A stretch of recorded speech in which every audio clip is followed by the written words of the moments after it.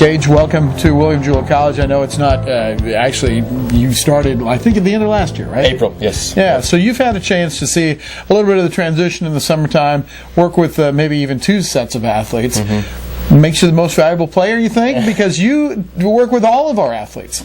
Yeah, it's an opportunity that a strength coach has, is the ability to influence everybody in the athletic department. So we have a little over 440 athletes here.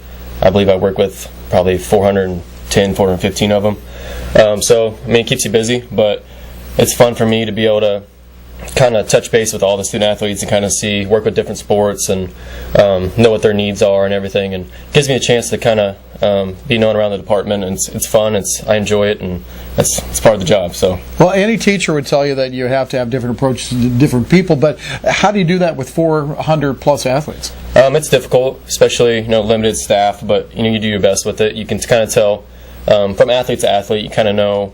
To an extent, one kid maybe likes to get yelled at a little bit, and maybe one kid doesn't respond to that. So, my main thing is just try to treat every athlete with respect, give them great energy. I give them a good attitude. I hope that they give me that back. And for the most part, that seems to work out pretty well. And from time to time, I need to adjust a little bit for a certain kid, but sure. I do my best with it. It's something that I can definitely do a better job at. I try to work on daily, is trying to know each kid the best that I can. Figure out what makes them tick a little bit and try to motivate them that way. What about women versus men? Do you have to treat them differently? Do you treat them at all differently? As far as training-wise, like how I train them, exercises and stuff like that, they're pretty similar. But for as far as like how I treat them and coach them, I'm a little more stern with the males athletes, I believe, and try to use my sense of humor a little more with the females, try to get them to loosen up because they can be kind of nervous and stuff. So it doesn't work all the time, right? And they don't get my jokes sometimes, but well, join the club. But that's a struggle a little bit. But for the most part, I treat them a lot the same, but just some minor adjustments. The guys got to be a little more stern, just so they respect you a little more. But with the ladies, kind of to back off that a little bit and maybe try to approach it just a little bit different. Okay, given that, then how about between sports? How about from sport to sport? Do you treat them any differently? No, a little bit. I mean, with the football guys, every athlete here for the most part, they're here to play sports. They're not here to bench press or squat, which I make them do. They're here to play their sport, and some sports, the more aggressive sports like a football or something like that, most kids like the weight room a little more. But then you have the sports like a tennis or like a volleyball or something like that, where it's not necessarily a very physical combat type sport. Sure. Maybe they don't like the aggressiveness in the weight room as much, so kind of have to approach that a little bit different and maybe try to motivate them in a little bit different style. And you can get up in a football player's face and kind of yell at them, and it's squat day, let's get up and type deal. Or that might not work with a tennis player or another sport. So yeah, finding those little things to maybe adjust from sport to sport, and it's part of my job, and it's kind of a day-to-day type thing. Right. Yeah. Gage, how much do you work with the coaches? How much input do you get, and how do you work with them? Every day. I try to at least contact or communicate as best I can. Like, not every day, but before this semester started, I sat down with every coach, kind of talked about their team, get an idea. Like some of the sports I haven't trained before, like swimming. I sat down with Coach Cole and said, what does a swimmer need? What muscles are they using for the most part? Like, what are your opinion on what does a swimmer need out of the weight room? So try to get that. And as far as scheduling and talking about kids, if I have an issue with a kid or a kid's, sure. I see maybe this kid's struggling a little bit, I'll talk to a coach. But a lot of times it's daily communication.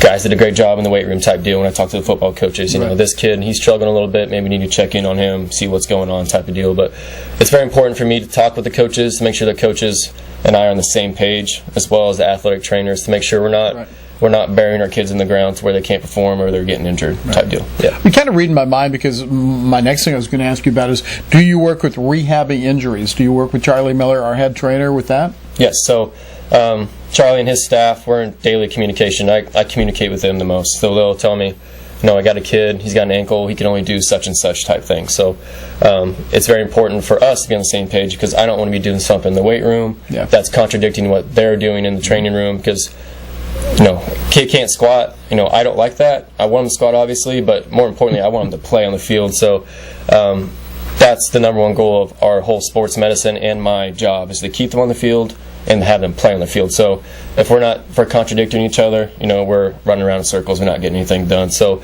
it's very important for me and Charlie and the rest of his staff to make sure we're on the same page and doing things right, getting athletes healthy and keeping them healthy.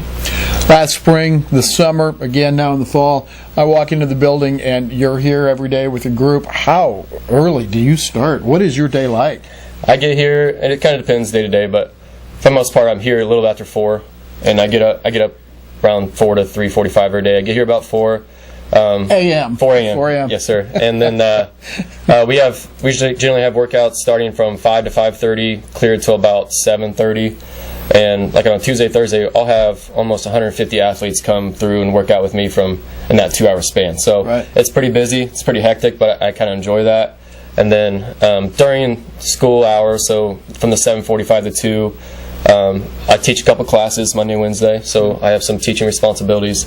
And then also I'll have a team here and there, but for the most part I got some dead hours there. And then kind of picks up again anywhere from 2 to 6 o'clock. I'm kind of training teams and either at football practice or doing conditioning and that type of stuff. So long hours, early mornings, but try to keep going, and I'm here to help the athletes, so they can't see me tired. I try not to let them see me tired. So that's the goal anyway. Tell me what a good athlete is to you in terms of your job. What's the checklist for things you want an athlete to be? I tell all the athletes the first day, from just a attitude standpoint, I expect them to give me good attitude every time they show up. Great effort, best effort they can have, and to show respect to everyone. I don't care if you're the All-American on the team or you're the walk-on. We can show respect to everybody. So I ask those things from all of them, and they expect that out of me as well. But from the physical standpoint, I like a mobile athlete that can move around. If an athlete's not mobile, they're not going to be able to perform on the field. A strong, a powerful, all that stuff too as well, but also a healthy athlete. So I do my best to educate nutrition. We start a nutrition program. It's called Refuel. It's an education program where we're trying to educate the students the best we can. These are just 6 simple daily habits that you can do every day to optimize your health, performance, keeping you out of the training room, on the field type deal. So a mobile athlete, strong, energetic, and hard worker, coachable. Those are the type of things I like to look for, and those are the kids who happen to succeed as well. So it kind of ties in with each other for sure. All right, Gage, we know you came here in April. Where did you come from? What's your background? I grew up in Mount City, Missouri, very small town, just north of here, about an hour and a half. Grew up on a farm, so established that work ethic and all that stuff pretty early on. And then I did my undergrad and grad at Northwest Missouri State in Maryville. I played football just for a year, and then worked with the strength staff the last 2 years with Coach Joe Quillen up there at Northwest, and it was a great experience. I've interned at the University of Missouri, worked with their football team for just a summer. That was a great learning opportunity for me. Learned so much just about training for one, and just how to carry yourself, and little things like that. But so I did my undergrad's actually in history from Northwest Missouri State, and then I had my master's in applied health and sports science from Northwest. So graduated in March. Graduated in May. Left Northwest a little bit early to start here in April. So it's been fun so far. So Do you have individual goals for individual athletes? I mean, do you have it broken down to that? I do the best I can with it. It's tough. Each athlete in the off-season program gets their own workout card. We'll have their maxes on it, and for the most part, for the teams I have maxes on right now, we want to be safe with it. So I'm really hesitant on just maxing out a bunch of guys, but I haven't seen really work out or lift so far. But with a short staff and everything, it's pretty tough to get super individualized. But I think 95% of our athletes all need the same thing for the most part, and then we can make certain tweaks here and there. We got a couple football guys that right now, I know he can't squat very well in a certain position, so I'll change his exercise up a little bit, and I'll give him some other extra stuff to maybe help out with that. But I get as best I can with it. But for the most part, everybody's kind of on the same program to an extent with minor adjustments. And then that keeps guys kind of going too. It's kind of a team atmosphere, and they all know they're all going through the same thing, especially in the off season. Summer, it's tough. So that helps out from a certain standpoint. But we try the best we can, but sometimes it's pretty difficult with just a one-person staff. Yeah, the reason I ask is just that one person, and you've got, again, over 400 athletes, and that's a remarkable job. That's a remarkable task to take on. We're lucky to have you. Thanks for being here. Thank you. I appreciate you having me. Gage Rosier has been our guest here on the HyVee Halftime Report, and we're back with more after this.